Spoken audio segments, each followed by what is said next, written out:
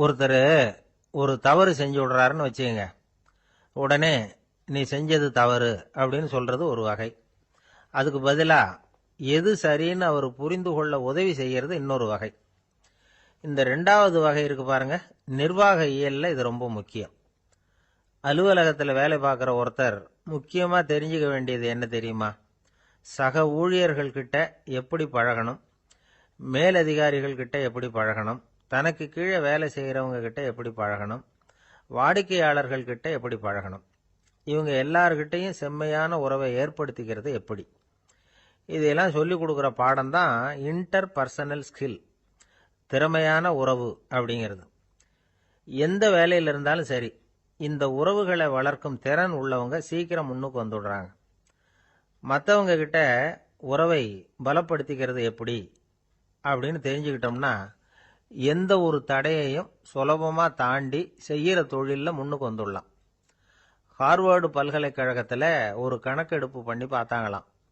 பார்க்கிற வேலையில் எது மாதிரி குணாதிசயம் உள்ளவங்க வேகமாக முன்னுக்கு வர்றாங்க அப்படின்னு தெரிஞ்சுக்கிறதுக்காக இந்த கணக்கெடுப்பு. வெவ்வேறு துறையில் வேகமாக முன்னுக்கு வந்திருக்கிற பல பேரை சந்தித்து இந்த சர்வேயை நடத்தியிருக்கிறாங்க. அவங்க கண்டுபிடிச்சு சொல்லியிருக்கிற உண்மை என்ன தெரியுமா?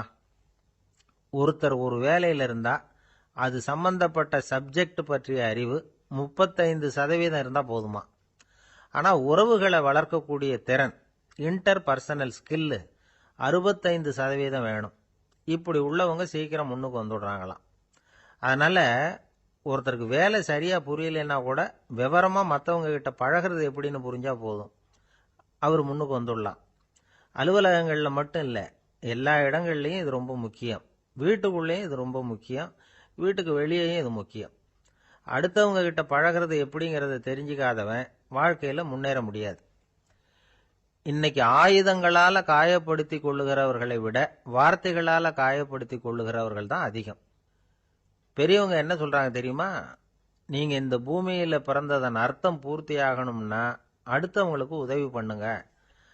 அடுத்தவங்களுக்கு உதவி செய்ய முடியாவிட்டால் கூட பரவாயில்லை, ஆனால் யாரையும் புண்படுத்தி விடாதீங்க அப்படின்னு சொல்றாங்க. எனக்கு தெரிஞ்ச ஒருத்தர் ஒரு அலுவலகத்தில் வேலை பார்க்கிறார். அவர் சொல்லுவார், எனக்கு இந்த இன்டர் பர்சனல் ஸ்கில் ரொம்ப அதிகம் சார். சக ஊழியர்கள்கிட்ட ரொம்ப சுமூகமாக நடந்துக்குவேன்.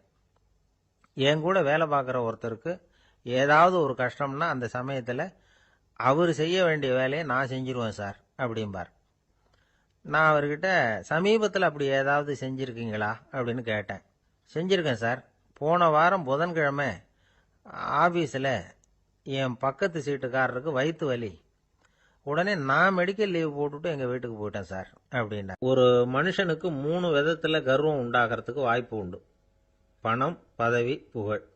பணம் அதிகமாக வந்தால் கர்வம் வரலாம், பதவி பெருசாக வந்துட்டுதுன்னா கர்வம் வரலாம், புகழ் அதிகமாக போனாலும் கர்வம் வரலாம். இந்த 3 வகையான கர்வத்துக்கும் இடம் கொடுக்காம இருக்கிறாங்க பாருங்க, அவங்க தான் சிறந்த மனிதர்கள். ஒரு பெரிய பொறுப்பில் இருக்கிறவங்களுக்கு கர்வம் வந்துடக்கூடாது. அப்படி வந்துட்டுதுன்னா அது எல்லாருக்கும் இடைஞ்சல். ஒரு ராஜா இருந்தார். அவர் ஒரு நாள் தன்னுடைய தலைநகரத்தை சுற்றி வந்துகிட்டு இருந்தார். ஒரு இடத்துல ஒரு அழகான நிலத்தை பார்த்தார். ஆஹா, இந்த இடத்துல நமக்குன்னு ஒரு மாளிகையை கட்டினா எவ்வளவு நல்லா இருக்கும் அப்படின்னு நினைச்சார். ராஜா நினைச்சா அது முடியாத காரியமா? சரி, இந்த நிலம் யாருக்கு சொந்தம்னு விசாரிங்க அப்படின்னார் பக்கத்தில் இருந்தவங்க கிட்ட. அவங்கெல்லாம் ஓடி போய் விசாரிச்சாங்க. அந்த இடம் ஒரு வயசான கிழவிக்கு சொந்தம், வயசான அம்மாவுக்கு சொந்தமா. அந்த அம்மா தான் அதில் ஒரு குடிசையை போட்டு குடியிருந்துட்டு இருக்கிறாங்க. சரி, அந்த நிலத்துக்கு ஒரு விலையை நிர்ணயம் பண்ணி அதை அந்த வயசான அம்மா கிட்ட கொடுத்துருங்கோ அப்படின்னு உத்தரவு போட்டார் ராஜா. ஆனால் அந்த அம்மா, இது எங்கள் பூர்வீக இடம், இதை விற்க மாட்டேன் அப்படின்னு சொல்லிவிட்டுது. சரி, 2 பங்கு விலை கொடுக்குறோம்னு சொல்லி பாருங்க அப்படின்னாங்க. அப்படியே சொன்னாங்க அரண்மனை ஆட்கள். அதுக்கும் சம்மதிக்கலை அந்த அம்மா. இதை கேள்விப்பட்டதும் ராஜாவுக்கு கோபம் வந்துட்டுது. தன்னுடைய ஆளுங்களை கூப்பிட்டார்.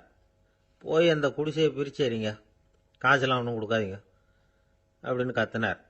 அவ்வளோதான். அடுத்த நிமிஷம் அரண்மனை ஆசாமிகள் போனாங்க, குடிசையை பிரித்து எரிஞ்சாங்க. அந்த வயசான அம்மா இருக்கு, அதுவும் அந்த இடத்த விட்டு துரத்தி விட்டாங்க. அந்த இடத்துல ஒரு அரச மாளிகையை கட்டி முடிச்சுட்டாங்க. அந்த வயசான அம்மா பாவம், ராஜாவே இப்படி பண்ணால் யாருக்கிட்ட போய் முறையிட முடியும்? ஒரு ஞானி இருந்தார், அவர்கிட்ட போய் சொன்னாங்க. அவர் இவங்க சொன்னதை கேட்டு மனசில் வச்சுக்கிட்டார். ஒரு நாள் அந்த ராஜாவே இந்த ஞானியை கூப்பிட்டார். புதுசாக ஒரு மாளிகை கட்டியிருக்கிறேன், வந்து பாருங்கன்னு. சரின்னு சொல்லி இந்த பெரியவர் ஒரு நாள் அந்த மாளிகைக்கு போனார். சும்மா போகல, ஒரு கழுதையையும் ஓட்டிகிட்டு போனார். கொஞ்சம் சாக்குகள், வெத்து சாக்கு, அதையும் எடுத்து கழுதை முதுகில் போட்டு கழுதையை ஓட்டிகிட்டு போகிறார். ராஜா பார்த்தார். அவருக்கு இது ஆச்சரியமாக இருந்தது. என்ன இது, மாளிகைக்கு வந்துட்டு போங்கன்னு கூப்பிட்டா கழுதை சாக்கு இதெல்லாம் கொண்டு வராரே, ஒன்றும் புரியலையேன்னு நினைச்சார். எதுக்காக இதெல்லாம்னு கேட்டார். அரசருடைய தோட்டத்திலிருந்து கொஞ்சம் மண் எடுத்துகிட்டு போகிறதுக்கு ஆசைப்படுறேன், அதுக்கு நீங்கள் அனுமதி கொடுக்கணும் அப்படின்னாரு இவர். இது என்ன வேடிக்கையான கோரிக்கையாக இருக்குது அப்படின்னு நினைச்சார் ராஜா. இருந்தாலும் மண்ணு தானே கேட்குறாரு, எடுத்துகிட்டு போகட்டுமே அப்படின்னு நினைச்சார். சரின்னு அனுமதி கொடுத்தார். அந்த பெரியவர் தோட்டத்துக்கு போனார், மண்ணை வெட்டினார், சாக்கில் போட்டு நிரப்புனார். ராஜாவை கொஞ்சம் கிட்ட வாங்கன்னு கூப்பிட்டார்.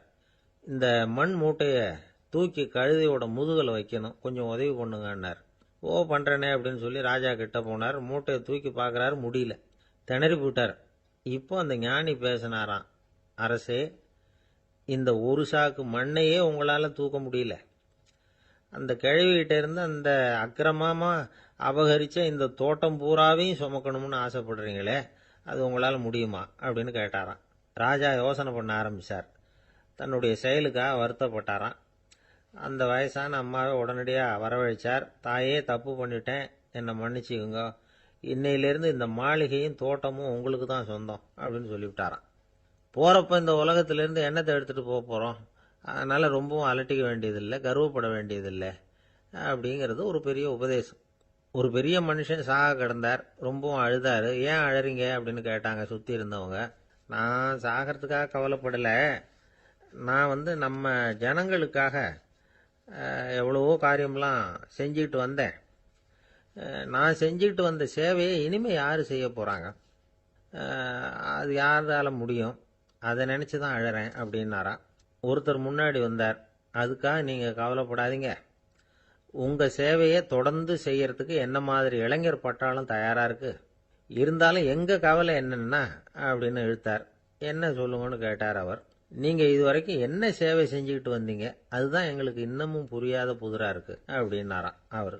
இந்த காலத்து புள்ள ஒருத்தன் தன்னோட அப்பாவை பார்த்து சொன்னான், அப்பா, நான் உனக்கு உதவி செய்யலாம்னு நினைக்கிறேன், என்ன உதவி செய்யணும்னு சொல்லு அப்படின்னா. நீ சும்மா இருந்தா அதுவே எனக்கு செய்கிற பெரிய உதவிடா அப்படின்னார் அப்பா. சும்மா இருக்கிறதும் ஒரு உதவி தான், அது மாதிரி மௌனமும் ஒரு சமூக சேவை தான் அப்படிங்கிறார் காஞ்சி பெரியவர். நமக்கு 5 புலன்கள் இருக்கு, மெய், வாய், கண், மூக்கு, செவி. இந்த 5லேயும் அதிகப்படியான வேலை எதுக்குன்னு நினைக்கிறீங்க? வாய்க்கு தான். ஏன்னா அதுக்கு 2 வேலை. இப்போ கண்ணுக்கு பார்க்கறது மட்டும்தான் வேலை, காதுக்கு கேட்கறது மட்டும்தான் வேலை, மூக்குக்கு வாசனை அறியறது தான் வேலை, உடம்புக்கு உணர்றது மட்டும்தான் வேலை. ஆனால் வாய் அப்படி இல்லை, அதுக்கு 2 வேலை, சாப்பிட்றதும் அதுதான், பேசுறதும் அதுதான். அதாவது வாய் ஒன்று தான் கர்மேந்திரியமாகவும் இருக்குது, ஞானேந்திரியமாகவும் இருக்குது அப்படின்னு சொல்லுவாங்க.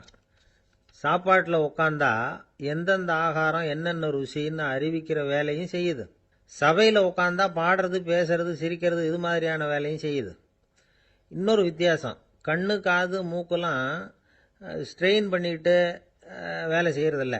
ஒரு ரோஜா பூ பார்த்தா உடனே மூக்கு அப்படியும் இப்படியும் அசைய ஆரம்பிக்கிறது இல்லை. ஒரு சங்கீதத்தை கேட்ட உடனே காது ஆட ஆரம்பிக்காது. ஆனால் வாய் அப்படி இல்லை, அது பேசினாலும் சரி சாப்பிட்டாலும் சரி அசைஞ்சு தான் ஆகணும். ஆக மற்றதை விட வாய்க்கு வேலை ஜாஸ்தின்னு தெரியுது. சாப்பிட்றது, பேசுறது அப்படின்னு 2 காரியம் அதுக்கு. இப்படி 2 காரியம் இருக்கிறதுனால அது 2ஐயும் பாதியாக குறைச்சிக்கணுங்கிறது கடவுள் அபிப்பிராயமாக இருக்கணும் அப்படிங்கிறார் காஞ்சி பெரியவர். ஆனால் இப்போ நாம் அப்படியா நடந்துக்கிறோம்? அதுக்கு நேர்மாறாக நடந்துக்கிறோம். நாம் சாப்பிட்றதும் அதிகம், பேசுகிறதும் அதிகம், 2 வேலையையும் தேவைக்கு அதிகமாகவே செய்கிறோம்.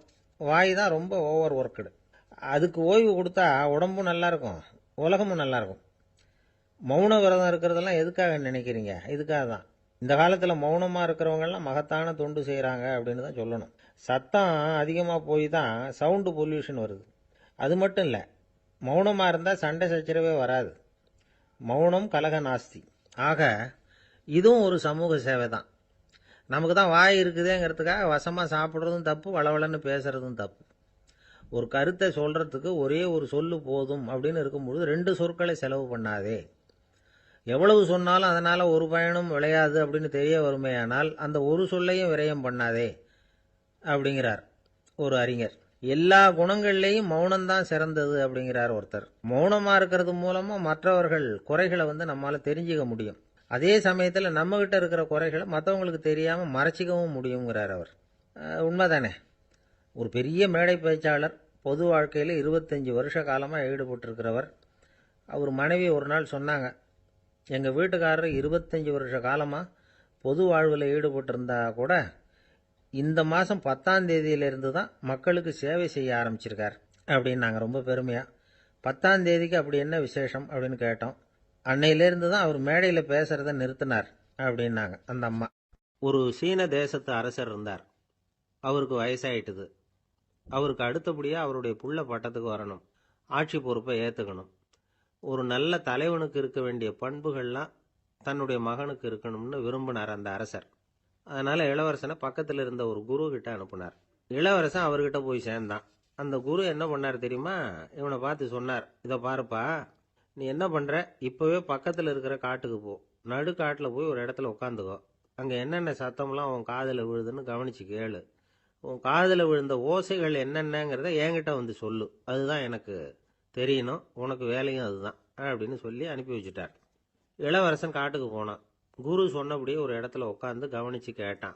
அதுக்கப்புறம் குரு கிட்ட திரும்பி வந்தான். என்னென்ன சத்தம்லாம் கேட்ட அப்படின்னு கேட்டார் குரு. குருவே, காட்டில் நான் பறவைகள் சத்தம்லாம் கேட்டேன், மிருகங்களின் ஓசையையும் கேட்டேன், இதை தவிர இடி மின்னல் மழை இதுகளோட சத்தத்தையும் கேட்டேன் அப்படின்னா. குரு யோசனை பண்ணார், நீ இன்னமும் சரியாக கேட்கல, அதனால் மறுபடியும் காட்டுக்கு போ, கொஞ்ச நாள் தங்கியிருந்து கேட்டுட்டு வா அப்படின்னார். இளவரசனுக்கு ஒன்றும் புரியல. இருந்தாலும் குருவின் கட்டளையாச்சே, மறுக்க முடியுமா? உடனே அவன் மறுபடியும் காட்டுக்கு போனான். ஒரு இடத்துல உட்காந்தான். கொஞ்ச நேரம் உன்னிப்பாக கவனித்து கேட்டான்.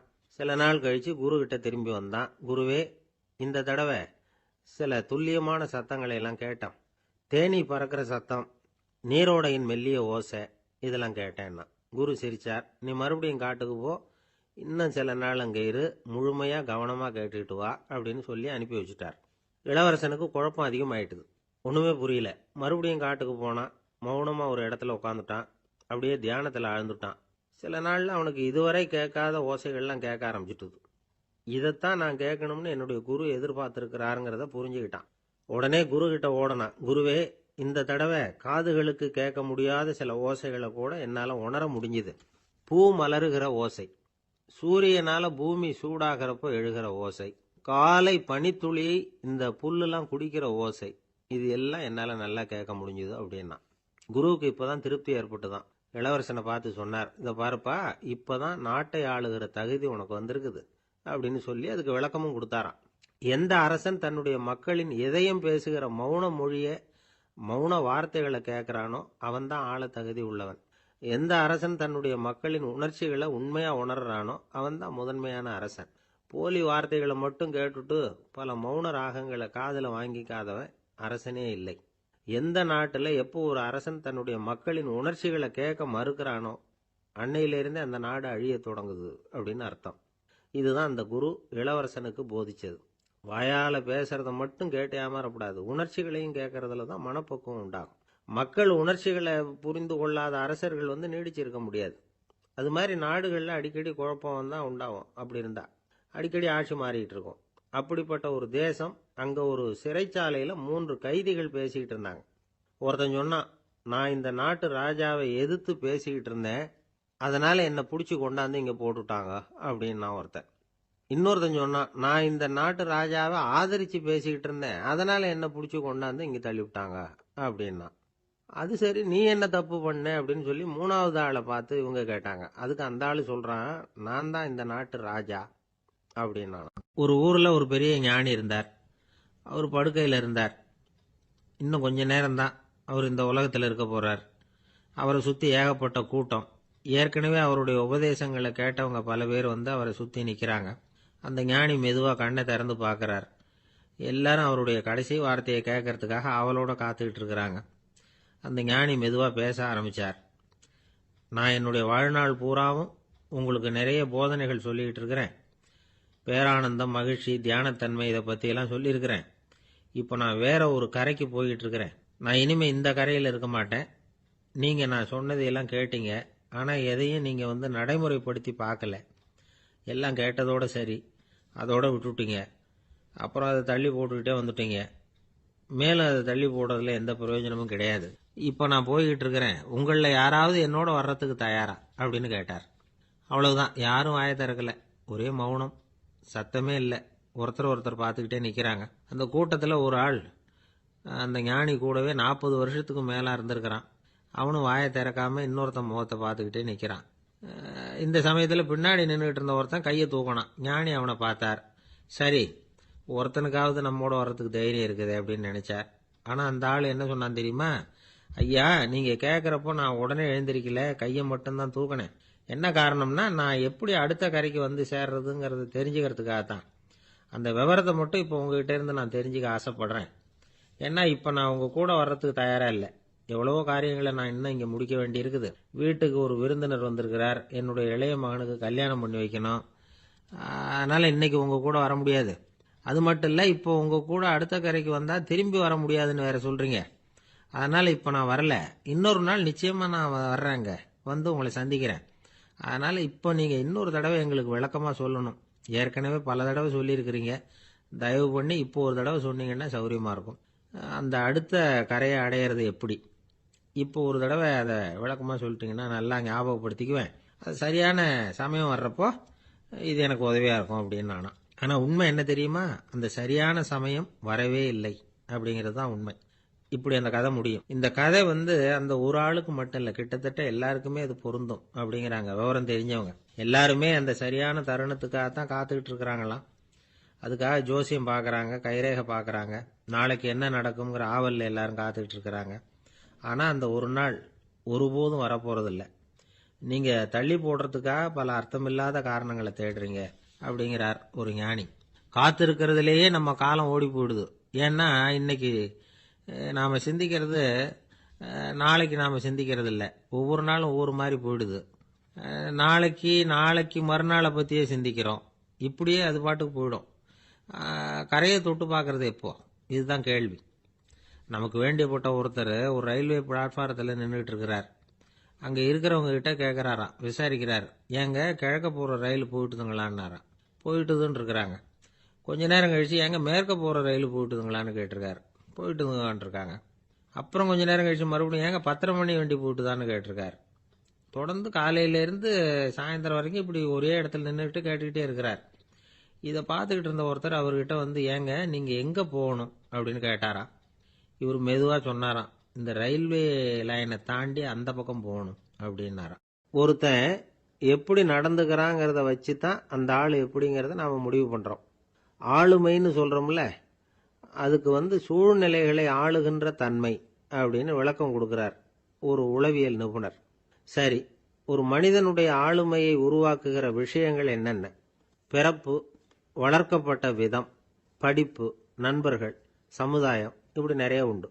ஆளுமையின் அடிப்படையில் சில மனநோய்கள் உண்டாகுது.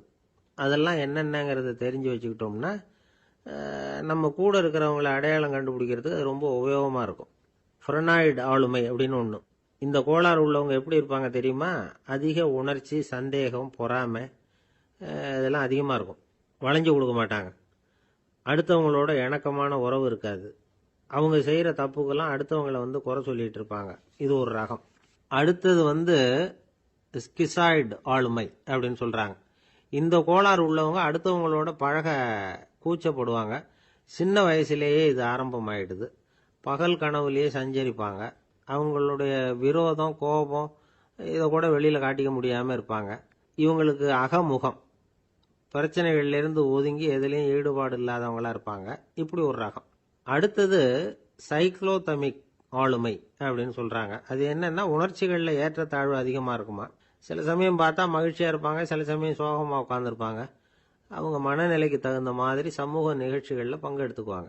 இன்னொரு வகை என்னன்னா, எண்ண பீடிகை ஆளுமை அப்படின்னு பேர் வச்சிருக்கிறாங்க. அதுக்கு இவங்களுக்கெல்லாம் கரெக்டாக இருக்கணும். எல்லாம் சட்டத்திட்டம், இதுலேயும் ஒரு ஒழுங்குமுறை, இப்படி எதிர்பார்க்குற மனோபாவம். இவங்க எதிர்பார்ப்புக்கும் அரண்முறைக்கும் மற்றவங்க கட்டுப்படணும்னு நினைப்பாங்க. இந்த நிலைமை நீடிச்சா என்ன ஆகும் தெரியுமா? அலைக்கழிக்கிற எண்ணங்கள் திரும்ப திரும்ப ஒரே செயலை செய்ய தூண்டுற மன தளர்ச்சிக்கு ஆளாயிடுறாங்க. அடுத்தது ஹிஸ்டீரியா ஆளுமை. சின்ன விஷயத்தையெல்லாம் பெருசுபடுத்தி நாடகமாக்குற நடிகர்கள் இவங்க. உணர்ச்சி அதிகம் உள்ளவங்க. இவங்க மன எழுச்சியில பக்குவமின்மை, குழந்தைத்தனம், முதிர்ச்சியின்மை எல்லாம் இருக்கும். தன்னலம் மிக்க குணம். பிறர் தன்னை மட்டுமே கவனிக்கணும்னு நினைச்சு செயல்படுறது, இதெல்லாம் இவங்க அடையாளம். அடுத்த ரகம் எப்படின்னா வளர்ச்சியற்ற ஆளுமைன்னு சொல்றாங்க. அடுத்தவங்களோட இணங்கி போக முடியாதவங்க, அறிவு, மன எழுச்சி, சமூக உறவு இதுல எல்லாம் போதுமான வளர்ச்சியையும் நிறைவையும் பெற முடியாதவங்க. இவங்களால வாழ்க்கையில முன்னேற முடியாது. பிச்சைக்காரங்க, குற்றவாளிகள் இவங்க கிட்ட எல்லாம் இது மாதிரியான ஆளுமை அதிகமா இருக்குமா. அடுத்தது என்னன்னா சோர்வுடைய ஆளுமை. எதுலயும் உற்சாகம் இல்லாம சோர்ந்து போயிருப்பாங்க. அதுக்கெல்லாம் நமக்கு வலிமை இல்லப்பா அப்படின்னு சொல்லிட்டு இருப்பாங்க. சின்ன விஷயங்களுக்கெல்லாம் அதிர்ச்சி அடையிறது, வாழ்வின் சுவையை அனுபவிக்க முடியாதவங்க. இன்னொரு ரகம் இது கொதித்தெழும் ஆளுமைங்கிறாங்க. எதுக்கு எடுத்தாலும் ஆத்திரம், குரோதம், வன் செயல் இதுல எல்லாம் ஈடுபாடு இப்படி உள்ளவங்க. நத்தை வகை ஆளுமை அப்படின்னு ஒண்ணு. அடுத்தவங்க மேல விரோதம் இருக்கும், அடிக்கணுங்கிற எண்ணம் இருக்கும். ஆனா அதை அப்படியே வெளியில காட்டாம அதே சமயம் அமைதியான முறையில வெறுப்பை வெளிக்காட்டுற ரகம். இவங்கெல்லாம் பேசாம கம்முன்னு இருந்துகிட்டே நினைச்சதை நிறைவேற்றிக்கிறவாங்க. முன்ஜாக்கிரதை ஆளுமை அப்படின்னு ஒரு ரகமா. பாதுகாப்பின்மை, சந்தேகம், முழுமையின்மை, அறவேக்காட்டுத்தனம் இந்த மனப்போக்கு அதிகமா இருக்கிறதுனால அகம்பாவம், புடிவாதம், எச்சரிக்கை எல்லாம் அளவுக்கு மீறி இருக்கும். இதுவரைக்கும் நாம பேசிக்கிட்டு இருந்த ஆளுமை பண்புகள் அளவுக்கு அதிகமா போயிட்டுதுன்னா ஆளுமை கோளாறுகள் ஏற்படும். அதன் அடிப்படையில் மனவியாதிகள் வருமா. அதனால இணக்கமான, எல்லாரும் விரும்புகிற இயல்பான ஆளுமையை பெறுவதற்கு நாம முயற்சி செய்யணும் அப்படிங்கிறது மனோதத்துவ நிபுணர்களுடைய ஆலோசனை. ஒருத்தர் ஒரு மனோதத்துவ டாக்டரை தேடிட்டு வந்தாராம். டாக்டர், எனக்கு மனசுல ஏதோ வியாதி, ஆளுமை கோளாறு, அதாவது எனக்கு சீக்கிரமா செத்து போனா தேவையில்லைன்னு தோணுது அப்படின்னாராம். உடனே அந்த டாக்டர், சரி அப்படின்னா இங்கே இருங்க, நான் வைத்தியம் பார்க்கறேன் அப்படின்னு. ஒரு நண்பர், அவர்கிட்ட பேசிக்கிட்டு இருந்தேன். மனித உறவுகள் பத்தி அவர் சொல்லிட்டு இருந்தார். அமெரிக்காவில் தந்தை மகன் உறவு எப்படி இருக்கு அப்படிங்கிறத விளக்கறதுக்கு அவர் ஒரு கதையை சொன்னார். ஒரு அப்பா பகல் பூராவும் அலுவலகத்தில் வேலை, ஓடி ஆடி உழைச்சிக்கிட்டு களைச்சி போய் ராத்திரி 10 மணிக்கு மேலே வீடு திரும்பினான். வீட்டு வாசல்ல அவரோட மகன் காத்துக்கிட்டு இருக்கிறான். இன்னமும் தூங்கலை. அப்பா வாசல்லையே தடுத்து நிறுத்தி, அப்பா உனக்கு சம்பளம் எவ்வளவு அப்படின்னு கேட்குறான். ஏற்கனவே ஆஃபீஸ் பிரச்சனைகளால் அலுத்து போய் திரும்புகிற அப்பாவுக்கு கோவம் வந்துடுது.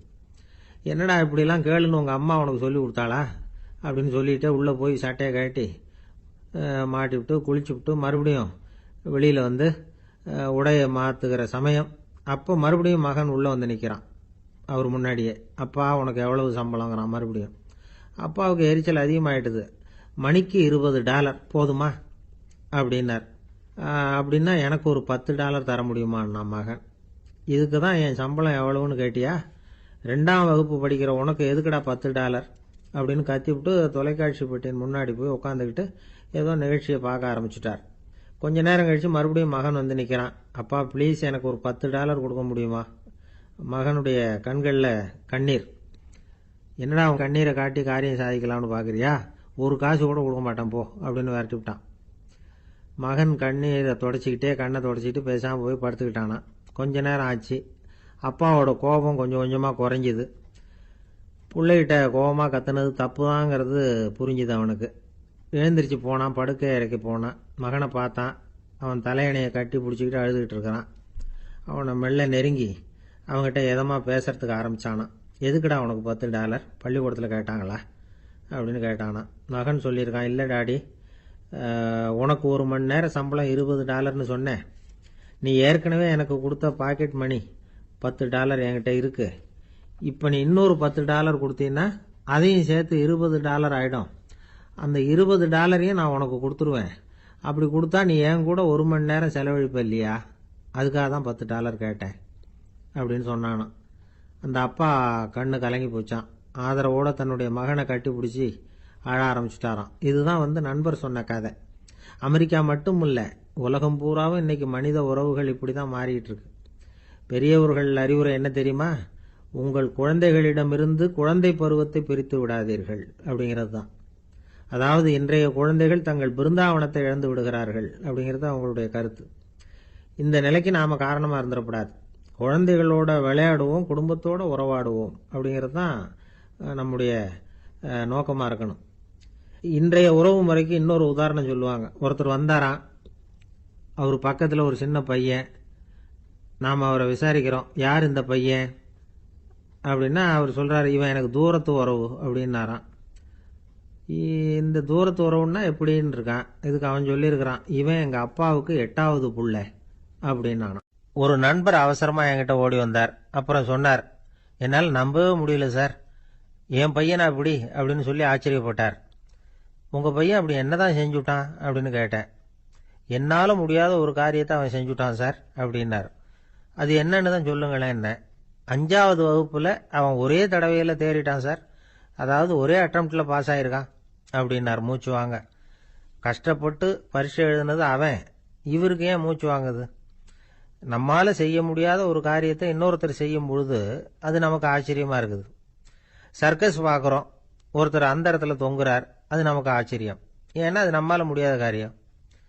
நம்மால் முடியாத ஒன்றை அடுத்தவர் எளிதாக செய்யும் பொழுது நாம் மருள்வது இயற்கை. இதை தான் தொல்காப்பியம் மருட்கை அப்படின்னு சொல்லுது. இந்த வியப்பு இருக்குதே, இது 4 வகையில் ஏற்படுறதாக தொல்காப்பியம் சொல்லுது. அது என்ன 4 வகை? முதல் வகை எப்படின்னா, புதுமையான அரிய செயல்களை செய்யறது. 2வது வகை என்னன்னா, பெரும் செயல்களை செய்யறது. 3வது வகை என்னன்னா, மிக நுட்பமான செயல்களை செய்யறது. 4வது வகை என்னன்னா, ஆக்கம் தரும் செயல்களை செய்யறது. புதுமை, பெருமை, சிறுமை, ஆக்கமோடு மதினம் சாலா மருட்கை 4 அப்படிங்கிறது தொல்காப்பியம். இன்னைக்கு விஞ்ஞானம் புதுசு புதுசாக எதையோ கண்டுபிடிக்குது. ஆரம்பத்தில் அது ஆச்சரியமா இருக்கு, அப்புறம் அது நமக்கு பழகி போடுது. வானொலி பெட்டி புதுசாக வந்தப்போ ஒரு பெட்டி பேசுதுங்கிறது எவ்வளவு பெரிய ஆச்சரியம். இப்போ யாரும் அதை ஆச்சரியமா பார்க்கறதில்ல. மதினம் சாலா மருட்கை அப்படின்னு ஒரு சொற்றொடர் வருது பாருங்க, அதில் கருத்தாழம் உண்டு. எதை பற்றியும் போதுமான அளவு புரிந்து கொள்ளாத போது ஒருத்தர் ஆச்சரியப்படுறார். புரிந்து கொண்ட பிறகு ஆச்சரியம் மறைஞ்சு போடுது. மிக நுட்பமான செயல்களும் நம்ம ஆச்சரியப்பட வைக்கும். ஒரு அரிசியில் ஒரு திருக்குறள் எழுதி காட்டுறாங்க, ஒரு முட்டை ஓட்டுக்குள்ள ஓவியம் தீட்டி காட்டுறாங்க. கருங்கல் சிற்பங்களில் எவ்வளவு நுட்பமான வேலைப்பாடுகளை எல்லாம் பார்த்து ஆச்சரியப்படுறோம். இது மாதிரி ஆக்கப்பூர்வமான அரிய செயல்களை செய்யறது கூட வியப்பை உண்டு பண்ணும். குப்பை கூலங்களை கூட வாழ்க்கைக்கு பயன்படுகிற பொருளாக மாற்றுகிறவர்கள் இருக்காங்க, அவர்களுடைய செயல் வியப்பு அளிக்குது. இடைக்காட்டு சித்தர் பாடின மூவடி 30ங்கிற நூலில் வர்ற ஒரு பாடல், ஆற்றல் பிறர் அறிதலின் அகம் கிளர்வு உறுதலின் கற்று அறி பாணர் கெழுமிய கோடலின் தோற்றம் உருகவே போற்றல் சால் வியப்பே. ஒருத்தருடைய ஆற்றல் தெரியாமல் இருந்தது, அவருடைய அரிய செயலை பார்க்கும் பொழுது வியப்பாக இருந்தது, மனசுக்குள்ள கிளர்ச்சி. பாவலர்கள் இவர்களுடைய புகழை பாடி மற்றவர்களும் தெரிந்து கொள்ளுமாறு செய்கிறார்கள் அப்படிங்கிறது தான் ஒரு யதார்த்தமான உண்மை. ஆக எல்லா வகையிலும் மக்கள் தங்களுடைய வாழ்க்கையில முன்னேறுவதற்கான வழிகாட்டுகிற ஒரு மெய்ப்பாடு தான் வியப்புங்கிறது. இந்த காலத்தில் நம்ம எப்படியெல்லாம் ஆச்சரியப்பட வைக்கிறாங்க. ஒரு ஆளை பிடிச்சி ஜெயிலில் கொண்டு வந்தாங்க. ஜெயில் அதிகாரி அவனை ரொம்ப ஆச்சரியமாக பார்த்தாராம். இவன் கேட்டான், ஏன் சார் அப்படி பார்க்குறீங்க, நான் இப்போ இங்கே வர்றது உங்களுக்கு ஆச்சரியமாக இருக்குதா அப்படின்னு கேட்டிருக்கான்.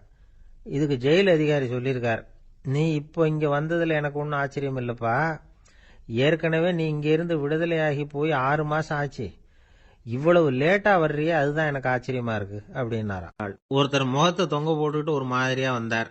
என்ன விஷயம்னு விசாரிச்சேன். என்னுடைய நண்பன் ஒருத்தங்கிட்ட கருத்து வேறுபாடு, இனிமே நமக்குள்ள எந்த சம்பந்தமும் வேணாம்னு நட்பை முறிச்சிட்டு வந்துட்டேன்னா. நண்பர்கள்னு இருந்தா கருத்து வேறுபாடு வரத்தான் செய்யும்னு. கருத்து வேறுபாடு வராம இருக்கிறதுக்கு ஏதாவது வழி உண்டா அப்படின்னு கேட்டாங்க. அதை பத்தி நிபுணர்கள் சில யோசனைகளை சொல்லியிருக்கிறாங்கன்னு. முதல் விஷயம் என்னன்னா, உங்க நண்பனுக்கு ஒரு செய்தி சொல்லணும்னா அதை நீங்களே நேரடியாக சொல்லுங்க, அல்லது உங்கள் கைப்பட கடிதம் எழுதுங்க. அதாவது நேரடி தொடர்பு முக்கியம். அதை விட்டுட்டு இன்னொருத்தர் மூலமாக நண்பர்களுக்கு செய்தி அனுப்புனா நீங்கள் சொல்கிற செய்தி அப்படியே போய் சேராது, அது சேதமாயிடும். கூட்டி குறைச்சி சொல்லிவிடுவாங்க, அது குழப்பத்தில் கொண்டாந்து விட்டுரும். இது ஒரு யோசனை. 2வது யோசனை என்னன்னா, நீங்கள் ஒரு நல்ல காரியத்தை செய்யும் பொழுது உங்கள் நண்பரையும் சேர்த்துக்குங்க, அவருக்கும் அதில் ஒரு ஈடுபாட்டை உருவாக்குங்க. 3வது யோசனை, நம்ம பக்கத்தில் இருக்கிற நண்பர் மகிழ்ச்சி அடைகிற மாதிரி ஏதாவது செய்யணும். சின்ன சின்ன செயல்களாக இருந்தாலும் பரவாயில்ல, அவர் நமக்கு எதுவும் செய்யலையே நாம் எதுக்கு செய்யணும் அப்படின்னு நினச்சிக்கிட்டு இருக்கக்கூடாது. 4வது யோசனை என்னன்னா, உங்களுக்கு ஒரு பிரச்சனையா அல்லது உங்க நண்பருக்கு ஒரு பிரச்சனையா எதுவா இருந்தாலும் 2 பேரும் சேர்ந்து உட்காந்து ஆலோசனை பண்ணுங்க. நம்ம யோசனையும் கேட்கப்படுதே அப்படிங்கிற நினைப்பே அவருக்கு ஒரு மன நிறைவை உண்டாக்குமா. 5வது யோசனை, உங்க நண்பர் ஏதோ ஒரு காரியத்தை செய்கிறார், நீங்க உடனே அவசரப்பட்டு நீ செய்யறது தப்புன்னு தீர்ப்பு சொல்லக்கூடாது. அவர் அதை செய்யறதுக்கான நியாயங்கள் எவ்வளவோ இருக்கும், அதை புரிஞ்சுக்கிறதுக்கு முயற்சி பண்ணணும். 6வது யோசனை, உங்க நண்பர் என்ன சொன்னாலும் அதை பொறுமையா கேளுங்க. அவர் சொல்றத புரிஞ்சுக்கணும், அவர் சொல்ல விரும்புறத புரிஞ்சுக்கணும், அவர் சொல்ல முடியாம தவிக்கிறதையும் புரிஞ்சுக்கணும். இப்படி 3 விதமாவும் அவரை புரிஞ்சுக்கிட்டு அதுக்கு தகுந்த மாதிரி செயல்படணும். 7வது யோசனை என்னன்னா, உங்க நண்பர் உங்ககிட்ட ஏதோ ஒரு கருத்தை சொல்றார், அது உங்களுக்கு பிடிக்கல, அதுக்காக உடனே நீ சொல்றது சரியில்லை, நான் ஒத்துக்க மாட்டேன் அப்படின்லாம் மறுத்துக்கிட்டு இருக்கக்கூடாது. அவர் சொல்றதை கேட்கணும், பொறுமையா சிந்திக்கணும், அதுக்கப்புறம் பதில் சொல்லணும். இப்படிலாம் நடந்துக்கிட்டா நண்பர்களுக்குள்ள கருத்து வேறுபாடு வர்றதுக்கு வாய்ப்பே இருக்காது அப்படின்னு வல்லுநர்கள் தொகுத்து சொல்லியிருக்கிறாங்க இந்த யோசனைகளை. எனக்கு தெரிஞ்ச சில நண்பர்கள் உண்டு, அவங்களுக்குள்ளேயும் கருத்து வேறுபாடுகள் வராமல் இருக்கிறதுக்கு சில நுட்பங்களை கையாளுறது உண்டு. ஒருத்தர் சொன்னார், அந்த டாக்டர் சின்ன வயசுலேருந்து என் கூட பழகினவர், நாங்கள் 2 பேரும் இணை பிரியாத நண்பர்கள், இருந்தாலும் எனக்கு உடம்பு சரியில்லைன்னா நான் அவர்கிட்ட வைத்தியம் பார்த்துக்க மாட்டேன் அப்படின்னார் ஒருத்தர். ஏன் அப்படின்னு கேட்டேன். எங்கள் நட்பு கெட்டுப்போடக்கூடாது இல்லையா, அதனால தான் அப்படின்னாரு இவர். ஆஃபீஸ் முடிஞ்சு வீட்டுக்கு போகிற சமயத்தில் ஒருத்தர் கடைக்கு போய் ஸ்வீட் வாங்கினார். சரி, வீட்டுக்கு பிள்ளைங்களுக்கு தான் வாங்கிட்டு போகிறார் அப்படின்னு மற்றவங்க நினச்சாங்க. அவர் அப்படி செய்யல. அந்த இடத்துலையே பொட்டலத்தை பிரித்தார், திருட மாதிரி அப்படியே சுற்றி ஒரு தரம் பார்த்துக்கிட்டார். யாரும் தெரிஞ்சவங்க இல்லைங்கிறத முடிவு பண்ணிவிட்டு அவசரமாக அதை அப்படியே போட்டு முழுகிவிட்டு கையை தொடச்சிக்கிட்டு நல்ல புள்ள மாதிரி நடந்து போக ஆரம்பிச்சிட்டார். அவர் யாருன்னா, அவரோட பிரச்சனை எல்லாருக்கும் தெரியாது, சில பேருக்கு தான் தெரியும். அதாவது அவர் உடம்புல சர்க்கரை இருக்குன்னு டாக்டர் சொல்லிவிட்டாராம். அதனால் வீட்டில் சர்க்கரையே இவர் கண்ணில் காட்டுறதில்ல. அதனால் இவர் யார் கண்ணிலையும் படாமல் இப்படிப்பட்ட வேலைகள்லாம் செய்கிறது வழக்கம். யாருக்கும் தெரியாமல் இப்படி ஸ்வீட்டை வாங்கி சாப்பிட்டுட்டு அவர் பாட்டுக்கு போயிடுறது. இப்படிப்பட்டவங்களுக்கெல்லாம் கொஞ்சம் ஆறுதலான தகவல் இன்னைக்கு. அது என்னென்னா, நாம் சாப்பிட்ற சர்க்கரைக்கும் நம்ம உடம்புல உள்ள சில கோளாறுகளுக்கும் அப்படி என்ன தான் சம்மந்தம் இருக்குது. இதை பற்றி சமீபத்தில் சில ஆராய்ச்சிகள்லாம் நடந்திருக்குது. ஏன்னா சர்க்கரைன்னாவே விஷம் மாதிரி அதை பார்க்குறவங்களும் சில பேர் உண்டு. சின்ன பிள்ளைங்களுக்கு வயத்தில் பூச்சி உண்டாகிறதுலேருந்து பெரியவங்களுக்கு நீரிழிவு வர்ற வரைக்கும் எல்லாத்துக்கும் சர்க்கரை தான் காரணம்னு சொல்லிகிட்டு இருக்கிறோம். ஆனால் அந்த அளவுக்கு பயப்பட வேண்டிய அவசியம் இல்லை அப்படின்னு சொல்கிறாங்க.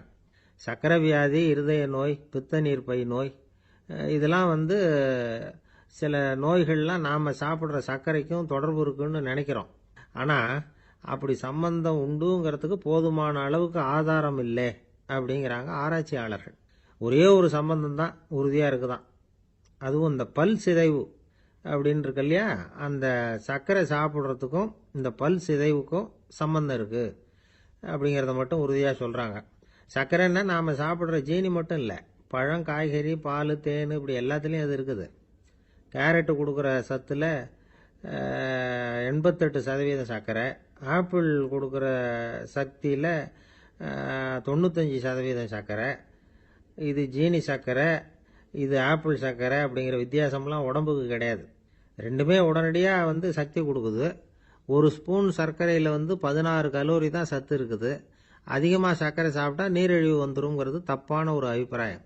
டயபெட்டிஸுங்கிறது ஒரு மெட்டபாலிக் டிசார்டர், அவ்வளவுதான். அதாவது நாம் சாப்பிட்ற சர்க்கரையை நம்ம உடம்பு திறமையாக உபயோகப்படுத்திக்க முடியல அப்படின்னு அர்த்தம். அதனால தான் அதிகமாக இனிப்பு வேணாம்னு சொல்கிறோம். ஏற்கனவே உடம்பால் முடியாத ஒன்றை மறுபடியும் அது தலையில் சுமத்தி அதிகமாக வேலை வாங்க வேணாமே அப்படிங்கிறதுக்காக தான். ஆகாரத்தில் அதிகமாக சர்க்கரை இருந்தால் அதனால் உடனே சர்க்கரை வியாதி வந்துடும்ங்கிறதுக்கு விஞ்ஞான ரீதியாக போதுமான ஆதாரம் இல்லை.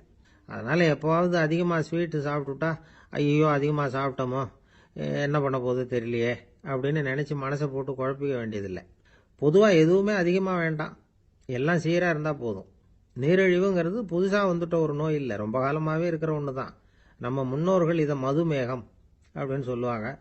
அதை கட்டுப்படுத்துறதுக்கு அவங்களே சில வழிமுறையை சொல்லி வச்சிருக்கிறாங்க. அது என்னென்னா வேற ஒன்றும் இல்லை, இந்த பாவக்காய், முள்ளங்கி, அருகம்புல், அவ்வளவுதான். வெள்ளை முள்ளங்கி இருக்குல்ல, அதை வாரத்துக்கு 3 நாள் சாப்பிட்டுக்கிட்டு வாங்க.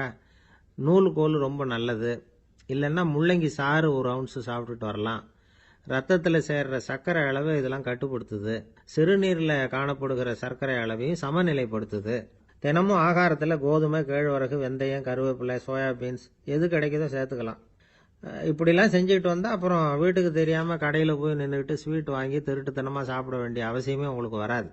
2 ஆசாமிகள் கடற்கரையில் உட்காந்து சாவகாசமாக பேசிக்கிட்டு இருந்தாங்களாம். ஒருத்தர் சொன்னார், இன்னொருத்தருக்கு தெரியாமல் ஸ்வீட்டு சாப்பிட்றதே எப்பவும் இடைஞ்சல் தான் சார். நேற்றுக்கு பாருங்க, அப்படி தான் சாப்பிட்டுக்கிட்டு இருந்தேன், வீட்டுக்காரி கண்ணில் போட்டுவிட்டுதோ, அதுக்கப்புறம் ஒரே ரகலையாக போச்சு அப்படின்னாராம். எனக்கு கூட அப்படி தான் சார் ஆயிட்டுது, ஒரே ரகலை அப்படின்னாராம் இன்னொருத்தர். நீங்கள் சாப்பிட்டதும் உங்கள் வீட்டுக்காரங்க கண்ணில் போட்டுவிட்டுதா சார் அப்படின்னு கேட்டிருக்காரு இவர்.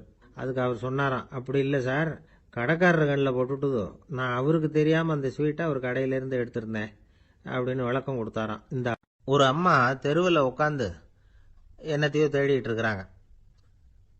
அந்த அம்மா ஒரு சூஃபி ஞானி. அவங்க பேர் என்னன்னா ரபியா அல் அடாவியா. அந்த அம்மாவுக்கு கண் கூட தெளிவாக தெரியாது. அந்த பக்கமாக வந்த சில பேர் இவங்களுக்கு உதவி செய்யறதுக்காக வந்தாங்க. என்ன தேடிட்டு இருக்கிறீங்க அப்படின்னு கேட்டாங்க. இதுக்கு அந்த அம்மா, அந்த கேள்வி அவ்வளவு முக்கியத்துவம் இல்லை, நான் தேடிட்டு இருக்கிறேன், உங்களால் முடிஞ்சால் எனக்கு உதவி பண்ணலாம் அப்படின்னாங்களாம். உதவி செய்ய வந்தவங்களுக்கு ஆச்சரியம். எதை தேடுறோங்கிறது தெரியாமல் இப்படி ஏன் நேரத்தை செலவழிக்கிறீங்க, நாங்கள் எப்படி உங்களுக்கு உதவ முடியும், எங்களுக்கு ஒன்றும் புரியலையே அப்படின்ட்டுருக்காங்க. சரி, உங்களை திருப்தி பண்ணுறதுக்காக சொல்கிறேன், ஒரு குண்டூசி தொலைஞ்சு போச்சு, அதை தேடுறேன் அப்படின்னாங்களாம் அந்த அம்மா. அதுக்கப்புறம் இவங்களும் சேர்ந்து தேட ஆரம்பிச்சிட்டாங்க. கொஞ்ச நேரம் ஆச்சு, ஒன்றும் கிடைக்கல. உதவி செய்ய வந்தவங்களும் அழுத்து போட்டாங்க. அப்புறம் கேட்டாங்க, பாருங்கம்மா, இது ரொம்பவும் பெரிய தெரு, அகலமான தெரு, அதனால் குறிப்பாக நீங்கள் எந்த இடத்துல அந்த குண்டூசியை தொலைச்சிங்க அதை சொல்ல முடியுமான்னாங்களாம். இதுக்கு அந்த அம்மா, நீங்கள் மறுபடியும் அர்த்தமில்லாத கேள்வியை கேட்குறீங்க, உங்கள் கேள்விக்கும் நான் தேடுறதுக்கும் என்ன சம்பந்தம்னாங்களாம். இதை கேட்டதும் அவங்க ஒரு மாதிரி ஆயிட்டாங்க. என்னம்மா நீங்கள் பைத்தியம் மாதிரி பேசுகிறீங்க அப்படின்னாங்களாம். சரி, உங்களை மறுபடியும் திருப்திப்படுத்துறதுக்காக சொல்கிறேன், அதை நான் எங்கள் வீட்டில் தொலைச்சுட்டேன் அப்படின்னாங்களாம். அப்புறம் எதுக்காக இங்கே தேடிட்டு இருக்கிறீங்க அப்படின்னு கேட்டிருக்காங்க. ஏன்னா இங்கே தான் வெளிச்சம் அதிகமாக இருக்குது, அங்கே வீட்டுக்குள்ளே இருட்டாக இருக்குது, அதனால் இங்கே தேடுறேன், வெளிச்சம் உள்ள இடத்துல தானே தேட முடியும் அப்படின்னாங்களாம் அந்த ஞானி. இந்த கதைக்கு என்ன அர்த்தங்கிறத பெரியவங்க சொல்கிறாங்க. அதாவது இந்த தேடுதல்ங்கிறது ஒரு வியாதி. அது நம்ம சதா அலைய வைக்கும், பைத்தியமாக மாற்றுறதுக்கு முயற்சி பண்ணோம். ஒரு காலம் அது நிறைவு அடையவே அடையாது. வாழ்வுங்கிறது ஒரு புரிந்து கொள்ள முடியாத, சதா ஏங்கி கொண்டிருக்கிற ஒரு செயல். அதுக்கு ஆரம்பமும் இல்லை, முடிவும் கிடையாது. எதையோ தேடணும் அப்படிங்கிற உந்துதல் நமக்குள்ளே இருக்கும், ஆனால் குறிப்பாக எதை தேடிட்டு இருக்கிறோம் அப்படிங்கிறது புரியாது. அப்படி ஏதாவது ஒன்றை தேடி அடைஞ்சிடுறோம்னு வச்சுங்க, உடனே ஒரு அதிருப்தி வந்துடும். அதனால் வாழ்க்கைங்கிறது சலிப்பு நிறைந்தது அப்படிங்கிற எண்ணத்தை உண்டாக்கிக்கிறோம். ஒன்று அடைஞ்சதுக்கு அப்புறம் இன்னொன்று தேட ஆரம்பிச்சிருவோம். ஆக இந்த தேடல்ங்கிறது நாம் ஒன்று அடைஞ்சாலும் அடையாவிட்டாலும் தொடர்ந்து நடந்துக்கிட்டு தான் இருக்கும். இதுக்கு முடிவே கிடையாது. இந்த உண்மையை நாம் நல்லா புரிஞ்சுக்கணும் அப்படிங்கிறது பெரியவங்களுடைய கருத்து. ஏழையும் தேடுறான், பணக்காரனும் தேடுறான், நோயாளியும் தேடுறான், நோய் இல்லாதவனும் தேடுறான், அதிகாரம் உள்ளவனும் தேடுறான், அதிகாரம் இல்லாதவனும் தேடுறான், முட்டாளும் தேடுறான், அறிவாளியும் தேடுறான். ஆனால் யாரும் இதை தான் தேடி சாதிக்க போகிறோம், இதுதான் முடிவு அப்படின்னு திட்டவட்டமாக சொன்னதில்லை. ஒன்று அடைஞ்சதும் இன்னொன்று தேட ஆரம்பிச்சிடுறாங்க, அவ்வளோதான். அதாவது உங்களின் தேடுபவர் உங்கள் உள்ளேதான் இருக்கிறார், அவரை தேடி கண்டுபிடியுங்கள். இதுதான் ஞானிகள் நமக்கு சொல்லுகிற ஒரு ஆலோசனை. நம்மால் ஒருத்தன் ஜெயிலில் இருந்தான். இன்னொரு கைதி அவனை பார்த்து கேட்டான், ஏன்பா உன்னை பார்க்கறதுக்கு வெளியிலேருந்து யாருமே இங்கே வர்றது இல்லையே, உனக்கு சொந்தக்காரங்களே கிடையாதா அப்படின்னு கேட்டானா. ஏன் இல்லை, எனக்கு சொந்தக்காரங்க நிறைய பேர் உண்டு, அவங்க என்னை பார்க்க வராததுக்கு காரணம் வேற அப்படின்ட்டுருக்கான் இவன். என்ன காரணம்னு கேட்டான் அவன். அதுக்கு இவன் சொன்னானா, அதுக்கு என்ன காரணம்னா அவங்க எல்லாரும் இங்கே உள்ளேயே இருக்கிறாங்க அப்படின்னா. ஒரு ஆசாமி வேகமாக ஓடிக்கிட்டு இருந்தான். ஏன் இப்படி ஓடுறேன்னு கேட்டார் இன்னொருத்தர். அங்கே ஒரு ஆள் அடிபட்டு கிடக்கிறான், அதை பார்த்தேன், உடனே ஓடுறேன்னா. எங்கேன்னு கேட்டார். ஆஸ்பத்திரிக்குன்னா. ஒரு ஆள் அடிபட்டு கிடக்கிறத பார்த்தா உடனடியாக நாம் செய்ய வேண்டியது முதல் உதவி, அதுக்கப்புறம் தான் ஆஸ்பத்திரி. இன்னைக்கு விபத்துங்கிறது சர்வசாதாரணமாக நடந்துகிட்டு இருக்குது. வாகன விபத்து, வெடிகுண்டு விபத்து, தீ விபத்து, கட்டடம் சரியறது, பூகம்பம், இப்படி நிறைய நடக்குது. ஒரு விபத்தை பார்த்துட்டா நம்மள பல பேர் நமக்கு என்னத்துக்கு வம்புன்னு ஒதுங்கி போயிடுறதும் உண்டு. சில பேர் துணிஞ்சு கிட்ட போய் உதவி செய்யறதும் உண்டு. அப்படி உதவி செய்ய நினைக்கிறவங்களுக்கு உபயோகப்படுற தகவல் இது. விபத்தில் காயமடைஞ்சவங்களை 3 பிரிவாக பிரிக்கலாமா. முதல் வகை கொஞ்சம் சீரியஸ் ஆனது, உயிருக்கு உடனே ஆபத்து தரக்கூடியது. மூளை காயம், முகம், கழுத்து காயங்கள், இருதயம், நுரையீரல் காயங்கள், வயத்தில் உள்ளுறுப்பு காயங்கள், அதிகப்படியான இரத்தப்போக்கு, இதனால எல்லாம் பாதிக்கப்பட்டிருந்தால் அது முதல் வகை அப்படின்னு நாமளே மனசுக்குள்ளே முடிவு பண்ணிக்கணும். இவங்களுக்கெல்லாம் உடனடியாக முதல் உதவி கொடுக்கணும். தாமதப்படுத்தாமல் ஆஸ்பத்திரிக்கு கொண்டுகிட்டு போயிடணும். இப்படி கொஞ்சம் எச்சரிக்கையாக நடந்துக்கிட்டால் அவங்களில் பல பேரை காப்பாற்றி போடலாம். 2வது வகை எப்படின்னா, முதல் உதவி விரைவாக கிடைச்சா உயிர் பிழைக்கக்கூடிய மார்பு காயங்கள், கைகால் எலும்பு முறிவு, இடுப்பு முதுகெலும்பு காயம், சீரான இரத்த சேதம், இப்படிப்பட்டவங்களை 2வது வகையாக பிரிக்கணும். ஆபத்து இல்லாத சிராய்ப்புகள், சிறு காயங்கள், இரத்த உறைவுகள், இதனால் பாதிக்கப்படுறவங்க 3வது வகை. ஒருத்தர் தலையில் அடிபட்டு நினைவு விழுந்துட்டாருன்னு வச்சுங்க, அவருக்கு வாந்தி வர்றதுனால புறையேறி மூச்சு அடைப்பு உண்டாகும். இப்படி ஆகாமல் இருக்கிறதுக்காக தலையை ஒரு பக்கமாக சாய்ச்சி வைக்கலாம். நாடி துடிப்பையும் இதய துடிப்பையும் தொட்டு பார்க்கணும். அது குறைஞ்சிருந்தாலும் சரி, நின்று இருந்தாலும் சரி, அவர் மார்பை நிமிஷத்துக்கு 80 தடவை உள்ளங்கையால் அழுத்தி இதய துடிப்பை மீட்கிறதுக்கு உதவி பண்ணணும். கழுத்தில் காயம்பட்டாலும் ஆபத்து அதிகம். கழுத்துக்கு அடியில் ஒரு துண்டை மடித்து வைக்கலாம். 2 பக்கமும் சின்ன தலையணை அல்லது துணி மடிப்புகளை வச்சு கழுத்தை அதிகமாக அசையாமல் பார்த்துக்கலாம். முதுகெலும்பு முறிஞ்சிருக்குமோ அப்படிங்கிற சந்தேகம் இருந்ததுன்னா அவரை அதிகமாக அசைய விடக்கூடாது. அதிகமாக அசைஞ்சால் தண்டு இடத்துல பாதிப்பு ஏற்பட்டு கைகால் விளங்காமல் போயிடும். அவரை ஒரு கனமான போர்வை இல்லைன்னா பாயில் படுக்க வச்சு 4 பேர் மெதுவாக தூக்கி மருத்துவ உதவிக்கு அனுப்பி வைக்கலாம். கையெலும்பு முறிஞ்சிருந்தா முறிஞ்ச பாகத்தை உடம்போட சேர்த்து அசையாமல் கட்டி போடலாம். கால் எலும்பு முறிஞ்சிருந்தா மற்ற காலோட சேர்த்து கட்டி போடலாம். முறிஞ்ச பாகம் தொங்காமல் பார்த்துக்கணும். அப்போ தான் வீக்கம் உண்டாகாமல் இருக்கும். வெட்டு காயம், குண்டடிப்பட்ட காயம், இதுல எல்லாம் ரத்தப்போக்கு அதிகமாக இருக்கும். ரத்தம் வெளியேற வெளியேற ஆபத்து அதிகம். சுத்தமான துணியை பல மடிப்புகளை மடித்து காயத்தின் மேலே வச்சு அழுத்தமாக ஒரு 10 நிமிஷம் பிடிச்சிக்கணும். ரத்தம் நின்ன உடனே காயத்துக்கு கட்டு போடலாம். சில சமயம் காயம்பட்ட பாகத்தை உயரமாக தூக்கி பிடிச்சிக்கிட்டாதான் ரத்த கசிவு நிற்கும். இந்த விவரங்களையெல்லாம் கொஞ்சம் மனசில் வாங்கி வச்சுக்கிட்டோம்னா சமயத்தில் உதவும். ஏன்னா இந்த காலத்தில் விபத்து எந்த ரூபத்தில் எப்போ வரும்னு யூகிக்கவே முடியல. நண்பர் ஒருத்தர் சொன்னார், நேற்றுக்கு பாருங்க சார், என் கண்ணு முன்னாடியே ஒரு சின்ன விபத்து நடந்ததுன்னார். என்னன்னு விசாரித்தோம். ஒரு பஸ்ஸில் வந்துக்கிட்டு இருந்தேன். அந்த பஸ்ஸில் பின்பக்கம் படி ஓரமாக நின்றுக்கிட்டு இருந்த ஒருத்தர் ரோட்டில் விழுந்துட்டார். டிரைவர் அதை கவனிக்கல, நிறுத்தாமல் அவர் பாட்டுக்கு போகிறாருன்னார். கண்டக்டர் உடனே விசில் கொடுத்து பஸ்ஸை நிறுத்த வேண்டியது தானே அப்படின்னோம். அதுதான் சார் முடியாமல் போச்சுன்னார் அவர். ஏன்னு கேட்டாங்க. தவறி கீழே விழுந்ததே அந்த கண்டக்டர் தான் சார் அப்படிங்கிறார். ஜெருசலேம் அங்கே உள்ள ஒரு தேவாலயம். அதில் உள்ள பலிபீடத்தின் முன்னாடி ஒரு பெட்டி உண்டு. அது காணிக்கை பெட்டி. ஆலயத்துக்கு வர்றவங்க பிரார்த்தனை பண்ணிவிட்டு திரும்பி போகிற சமயத்தில் அந்த பெட்டியில் காணிக்கை போடுவாங்க. அவங்களால எவ்வளவு முடியுமோ அவ்வளவு போடுறது வழக்கம். அவங்கவுங்க வசதிக்கு தகுந்த மாதிரி போடுவாங்க. வசதி உள்ளவங்களாக இருந்தாலும் சரி, வசதியே இல்லாத வறியவர்களாக இருந்தாலும் சரி, ஆலய காணிக்கை பெட்டியில் காசு போடுறது அவங்களுக்கு ரொம்ப பெருமையான ஒரு செயல். ஒரு சமயம் இயேசு தம்முடைய சீடர்களோடு அந்த ஆலயத்துக்கு வரார். அங்கே உட்காந்து ரொம்ப நேரம் வழிபாடு பண்ணிட்டு இருக்கிறார். சீடர்களும் அந்த ஜபத்தில் கலந்துக்கிட்டாங்க. வழிபாடு முடிஞ்சுது. இயேசு உட்காந்துருக்கிறார். காணிக்கை பெட்டியில் காசு போடுறவங்கள கவனிக்கிறார். சீடர்களும் அதையே கவனிச்சுக்கிட்டு இருக்கிறாங்க. ரொம்ப பேர் வரிசையாக வந்தாங்க. அவங்களால முடிஞ்ச அளவுக்கு காசு போட்டுட்டு அவங்க பாட்டுக்கு போய்கிட்டு இருக்கிறாங்க. வசதியானவங்க நிறைய பேர் வந்தாங்க. அதுக்கு மத்தியில் வயசான ஒரு அம்மா, அவங்களும் காசு போட்டுட்டு போகிறாங்க. இப்போ இயேசு தன்னுடைய சீடர்கள் பக்கம் திரும்பினார். ஒரு கேள்வி கேட்டார். இப்போ இந்த காணிக்கை பெட்டியில் நிறைய பேர் காசு போட்டுட்டு போகிறத நீங்கள் கவனிச்சிங்க. இன்னைக்கு இந்த காணிக்கை பெட்டியில் ரொம்பவும் அதிகமாக காசு போட்டது யார் அப்படின்னு கேட்டார். முதல்ல வந்தார ஒரு பெரிய மனுஷன், அவர் தான் அதிகமாக போட்டார் அப்படின்னாரு ஒருத்தர். 3வதா வந்தவர் தான் அதிகமாக போட்டார், நான் கவனிச்சேன் அப்படின்னாரு இன்னொருத்தர். இப்படி ஆளுக்கு ஒரு விதமாக சொல்கிறாங்க. கடைசியாக இயேசு சொன்னாராம், இன்றைக்கு அந்த பெட்டியில அதிகமா காசு போட்டவங்க அந்த வயசான அம்மா தான் அப்படின்னாராம். சீடர்களுக்கு ஒன்றும் புரியல. அந்த அம்மா ரொம்ப ஏழையாச்சே, அவங்க எப்படி அதிகமா காணிக்கை செலுத்த முடியும் அப்படிங்கறது அவங்க சந்தேகம். இயேசு விளக்குனார். நிறைய பேர் வந்தாங்க, நிறையவே காசுகள் போட்டாங்க, அது உண்மைதான். ஆனாலும் அந்த அம்மா என்ன பண்ணாங்க கவனிச்சிங்களா? வந்தாங்க, தன்னுடைய காசு பைய திறந்தாங்க, அப்படியே கொட்டுனாங்க. அதுல இருந்தது 2 காசுகள் தான். அந்த 2 காசும் காணிக்கை பெட்டியில விழுந்துட்டுது.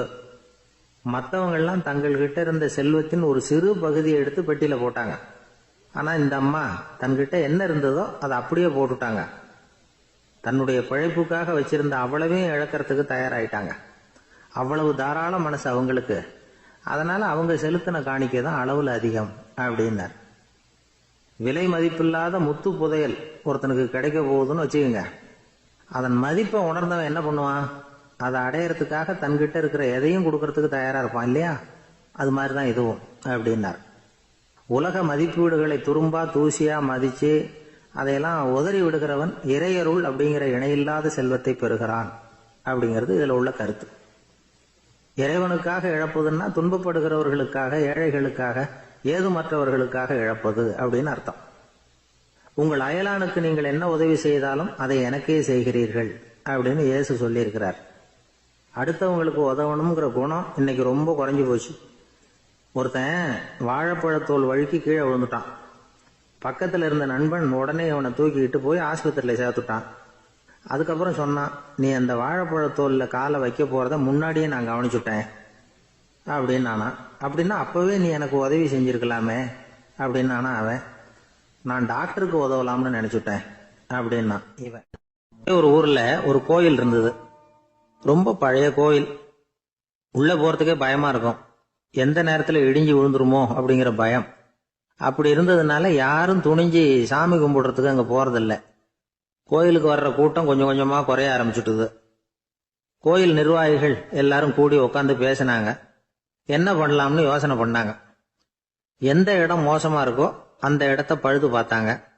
அங்க எங்க வர்ணத்தை பூசி கொஞ்சம் அழகுபடுத்தி பார்த்தாங்க. ஏதோ இந்த ஊர்ல கோயில்னு ஒண்ணு இருக்கு, அது மக்களுக்கு தெரியணும் அப்படிங்கிறதுக்காகத்தான் இப்படிலாம் பண்ணாங்க. இருந்தாலும் கோவில் இருக்கிற நிலைமை மக்களுக்கு தெரியும். அதனால அங்க வர்றது குறைச்சிக்கிட்டாங்க அவங்க. ஒரு கட்டத்துல யாருமே வர்றதில்ல. நிலைமை அந்த அளவுக்கு ஆயிட்டுது. மறுபடியும் கோவில் நிர்வாகிகள் கூட்டம் நடந்தது. இந்த கூட்டம் கூட கோயிலுக்கு உள்ள நடக்கல, இடிஞ்சு விழுந்துருமோங்கிற பயம். அதனால வெளியில தான் உட்காந்து கூட்டத்தை நடத்தினாங்க. ஏன்னா உள்ள போறதுக்கு அவங்களுக்கும் துணிச்சல் கிடையாது. எந்த நேரமும் விழுந்துரும் போல இருந்தது அது.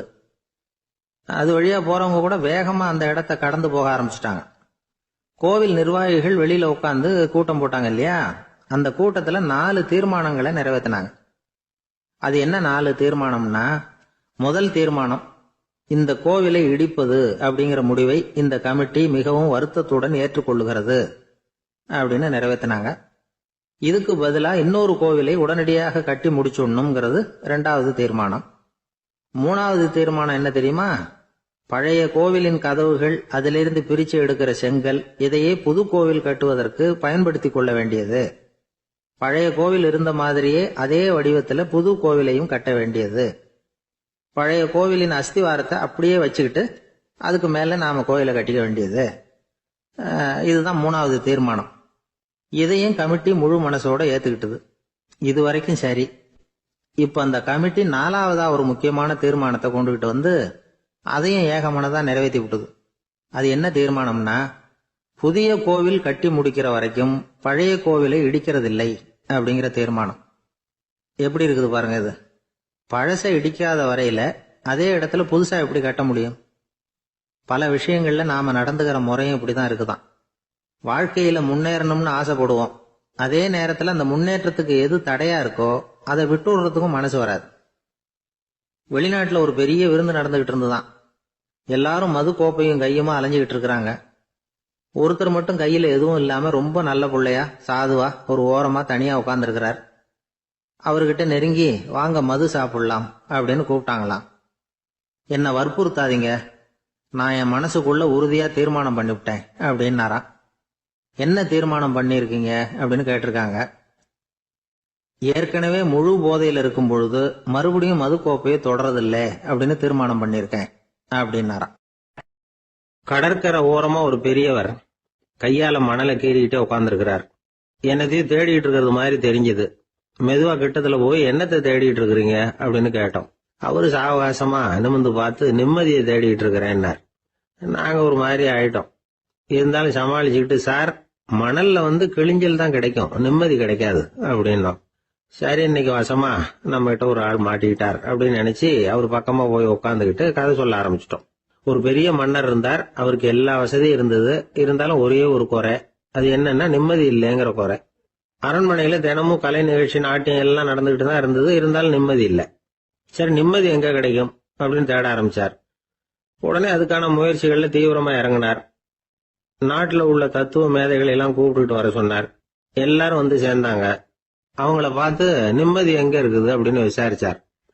அவங்களுக்கு அது தெரிஞ்சா ஏன் இப்படி ராஜா முன்னாடி வந்து நின்றுட்டு இருக்க போறாங்க? ராஜாவோட கேள்விக்கு ஒவ்வொருத்தரும் ஒவ்வொரு மாதிரி விளக்கம் கொடுக்க ஆரம்பிச்சிட்டாங்க. எந்த பதிலும் ராஜாவுக்கு திருப்தி அளிக்கக்கூடிய அளவுக்கு இல்ல. சரி, போயிட்டு வாங்கன்னு சொல்லி அவங்கள எல்லாம் அனுப்பி வச்சுட்டார். ஒரு நாள் அவர் மாளிகையில உப்பருகையில நின்றுட்டு இருக்கிறார். அந்த சமயத்துல தெருவுல ஒரு பிச்சைக்காரன் ரொம்ப உல்லாசமா பாட்டு பாடிக்கிட்டே போயிட்டு இருக்கிறான். குரல்ல ஒரு சந்தோஷம், நடையில ஒரு மிடுக்கு. அவன்கிட்ட கொஞ்சம் கூட கவலை இருக்கிறதா தெரியல. உடனே ராஜா அதை பார்த்தார். ஏவலாளிகளை கைதட்டி கூப்பிட்டார். உடனே ஓடி போய் அந்த பிச்சைக்காரனை இங்க அழைச்சிட்டு வாங்கன்னு உத்தரவு போட்டார். இவங்க உடனே ஓடி போய் அவனை கூப்பிட்டாங்க. அரண்மனைக்கு வாழ்ந்தாங்க. அவன் வரல. அரண்மனைக்குள்ள அடி எடுத்து வைக்க மாட்டேன்னு சொல்லிவிட்டான். ராஜா கிட்ட விஷயத்தை சொன்னாங்க. அவருக்கு ரொம்ப ஆச்சரியம், இப்படி ஒரு ஆள் இருக்கிறானா அப்படின்னு. சரி, அவன் என்னதான் சொல்றான் அப்படின்னு விசாரிச்சார். இவங்க மறுபடியும் தெருவுக்கு போய் கேட்டாங்க. என்ன பார்க்கணும்னா ராஜா விருப்பப்பட்டாருன்னா அவரை வேணும்னா இங்க வர சொல்லுங்க அப்படின்னு சொல்லிவிட்டான். அதை ராஜா கிட்ட சொன்னாங்க. அவருக்கு கோபம் வரல. இவ்வளவு சுதந்திர உணர்வோட இருக்கிறவன் சாதாரண ஆளா இருக்க முடியாது அப்படின்னு நினைச்சார். உடனே கிடுகிடுன்னு இறங்கி தெருவுக்கு வந்தார். பிச்சைக்காரங்கிட்ட போனார். நீ கவலைப்படாம சந்தோஷமா பாடிட்டு போறியே, அது எப்படி முடியுது உன்னால அப்படின்னு கேட்டார். ஏன் அப்படி கேக்குறீங்கன்னு அவன், அதுக்கு இல்ல, எனக்கு அரண்மனையில எவ்வளவோ சுகபோகங்கள்லாம் இருக்கு, இருந்தாலும் நிம்மதி இல்ல. இது ஏன்னு எனக்கு தெரியல. இந்த தேசத்துல உள்ள அறிஞர்களை எல்லாம் கூப்பிட்டு கேட்டு பார்த்துட்டேன், அவங்களுக்கும் தெரியல. உன்னை கேட்டா தெரியும்னு நினைச்சேன், அதனாலதான் சந்திக்கிறதுக்கு ஆசைப்பட்டேன். ஆனா நீ வரமாட்டேன்னுட்டியே அப்படின்னார். பிச்சைக்காரன் கடகடன்னு சிரிக்க ஆரம்பிச்சுட்டான். மகிழ்ச்சிக்கும் உங்களுக்கும் தடையா இருக்கிறது இந்த மாளிகை தான். இதை விட்டுட்டு வெளியில வந்துட்டா நிம்மதி தேடிட்டு வந்துரும்னா. நான் அரசன், எனக்குன்னு கடமைகள் இருக்கு, அதையெல்லாம் விட்டுட்டு எப்படி வர முடியும்னார் ராஜா. ரெண்டும் ஒரே நேரத்துல கிடைக்கணுங்கிறது முடியாத காரியம். உங்க சுகபோகத்துக்கு விலையாதான் உங்க நிம்மதியை கொடுத்துக்கிட்டு இருக்கிறீங்க. என்ன பாருங்க, என்கிட்ட எதுவும் இல்ல, அதனால எதுவும் போயிடுமோங்கிற பயமும் இல்ல, நிம்மதியா இருக்கிறேன் அப்படின்னா அவன். ராஜா உடனே சந்தோஷப்பட்டு தன்னுடைய மேலங்கியை எடுத்து அவனுக்கு பரிசா கொடுத்தாரான். அவன் சிரிச்சுக்கிட்டே அதை வாங்க மாட்டேன்னு விட்டானான். இதை நீங்க எனக்கு கொடுக்கறதுனால எந்த பயனும் இல்ல, அதே நேரத்துல அதை வாங்கிட்டேன்னா அடுத்த வினாடியிலிருந்து அதை எப்படி காப்பாத்துறதுங்கிற கவலை எனக்கு சேர்ந்துரும். அப்புறம் தூக்கம் வராது, நிம்மதி போயிடும் அப்படின்னு சொல்லிவிட்டு அவன் பாட்டுக்கு சந்தோஷமா பாடிக்கிட்டே போயிட்டான். நிம்மதி எங்க இருக்குங்கிறதையும் ராஜா தெரிஞ்சுக்கிட்டார். அந்த இடத்துக்கு தன்னால போக முடியாதுங்கிறதையும் அவர் புரிஞ்சுக்கிட்டார். இப்படி இந்த கதைய அந்த கடற்கரையில மணலை கீறிக்கிட்டே உட்கார்ந்துருந்தார அந்த பெரியவர்கிட்ட சொல்லி முடிச்சோம். அவர் முகத்துல ஒரு தெளிவு தெரிஞ்சது. எங்களை நிமிர்ந்து பார்த்தார். ரொம்ப நன்றிங்க, இப்ப எனக்கு தெரிஞ்சு போச்சு. நிம்மதி வேணும்னா அதுக்கு என்ன பண்ணணும்னு இப்ப நல்லா புரிஞ்சுக்கிட்டேன் அப்படின்னார். என்ன புரிஞ்சுக்கிட்டீங்கன்னு கேட்டோம். இனிமே இந்த பக்கம் வந்தா உங்க கண்ணுல படாத இடமா பார்த்து உட்காரணும்னு புரிஞ்சுக்கிட்டேன் அப்படின்னார். ஒரு நண்பர் வந்தார். ரொம்பவும் இறுக்கமா உடை அணிஞ்சிருந்தார். அதாவது ஆடைக்குள்ள அவர் மாட்டிக்கிட்டு இருந்தது மாதிரி தெரிஞ்சது. ஏன் துணி குறைச்சலா எடுத்துட்டீங்களா அப்படின்னு கேட்டோம். இல்லைங்க, எனக்கு எப்பவுமே இறுக்கமா உடை அணியறது தான் பிடிக்கும் அப்படின்னார். ஒருத்தர் எப்படி உடை அணியிறார் அப்படிங்கறத வச்சே அந்த ஆள் எப்படிப்பட்டவர் அப்படிங்கறத கண்டுபிடிச்சிடலாம். உடை அணியிற விதம் ஒருத்தருடைய மனநிலையை வெளிப்படுத்துதான். இப்ப இறுக்கமான உடை அணியிறவங்க பொதுவா மன நிம்மதி இல்லாதவங்களா இருப்பாங்களாம், கோபக்காரங்களா இருப்பாங்களாம். ரொம்ப தொலைதொழப்பா ஆடை அணிகிறவங்க இருக்கிறாங்கல்ல, அவங்க எல்லாம் அமைதியான ஆளா இருப்பாங்களாம், சாந்தமா இருப்பாங்களாம். இவங்கெல்லாம் போராடுறதுக்கு சரியா வரமாட்டாங்களாம். இப்படி ஒரு கணிப்பு இருக்குது. அதனாலதான் போர் வீரர்களுக்கெல்லாம் இறுக்கமான உடையை தான் கொடுக்கறது வழக்கம். ஆனா சன்னியாசிகளை பாருங்க, அவங்களுக்கெல்லாம் ரொம்ப தொலை உடைகள் தான். அவங்கெல்லாம் டைட் பேண்ட் போட்டுக்கிட்டு நிக்க மாட்டாங்க சன்னியாசிகள்லாம். அதே மாதிரி சன்னியாசிகள்லாம் காவி உடைய தேர்ந்தெடுக்கிறதுக்கும் காரணம் உண்டு. பல ஆண்டுகள் சோதனை செஞ்சு பார்த்துட்டு தான் சன்னியாசத்துக்கு காவி தான் சரி அப்படின்னு முடிவு பண்ணியிருக்கிறாங்க. இப்போ பௌதீக விஞ்ஞானப்படியும் அதுதான் சரி. அதாவது சூரிய ஒளியில 7 வண்ணங்கள் உண்டு. ஒரு பொருள் மேல அது விழும் பொழுது அந்த பொருள் நமக்கு சிவப்பா தெரிஞ்சதுன்னா அந்த பொருள் சிவப்பை தவிர மற்ற எல்லா நிற கதிர்களையும் உள்வாங்கிக்கிட்டு சிவப்பு நிறத்தை மட்டும் வெளியில விடுது. அதாவது விலக்கி விடுது. அதனால தான் அந்த பொருள் சிவப்பா தெரியுது. உடல் ஆரோக்கியத்துக்கு ஓரளவு சிவப்பு தேவைப்படுது. அதனால தான் காவி உடை அணிஞ்சா சூரிய ஒளி ஓரளவு சிவப்பை விலக்கிவிடும். அதாவது சிவப்பின் பலனும் கிடைக்கும், இந்த சிவப்பின் கெடுதலும் இல்லை அப்படின்னு யோசனை பண்ணாங்க. காவி உதய வேளையின் நிறம். கீழ் வானத்தில் கதிர் உதிக்கிற வேளையில முதல் ஒளி தோன்றுகிற நேரத்தில் காவி நிறம் தான் கசியும். தியானம் செய்யறப்போ முதல்ல காணக்கூடிய ஒளி காவி நிறம் தான். தியானத்தின் உச்ச நிலையின் நிறம் நீலம். தியானம் காவி நிறத்தில் ஆரம்பமாகி நீல நிறத்தில் நிறைவடைகிறது அப்படிங்கிறார் ஓஷோ. நீலம் தியான சிகரம், காவி தியான ஆரம்ப குறியீடு, ஒரு சன்னியாசியின் ஆரம்ப தரிசனம் அப்படிங்கிறார் அவர். ஒருத்தர் நாள் பூரா காவி உடைய அணிஞ்சிருந்தா அந்த நிறம் அவருக்கு தியானத்தை பற்றிய நினைவை ஊட்டிக்கிட்டே இருக்கும். இப்படியே ஆடைக்கும் தியானத்துக்கும் இடையில ஒரு தொடர் ஏற்படுது. ஒரு துறவியின் உள்ளார்ந்த பண்பா அது மாறுது. கடை வீதியில ஒரு பொருள் வாங்க போறோம், அது மறந்துடக்கூடாதுங்கிறதுக்காக ஞாபகம் முடிச்சு போட்டுக்கிறோம். அந்த முடிச்சுக்கும் பொருளுக்கும் தொடர்பு இல்லை.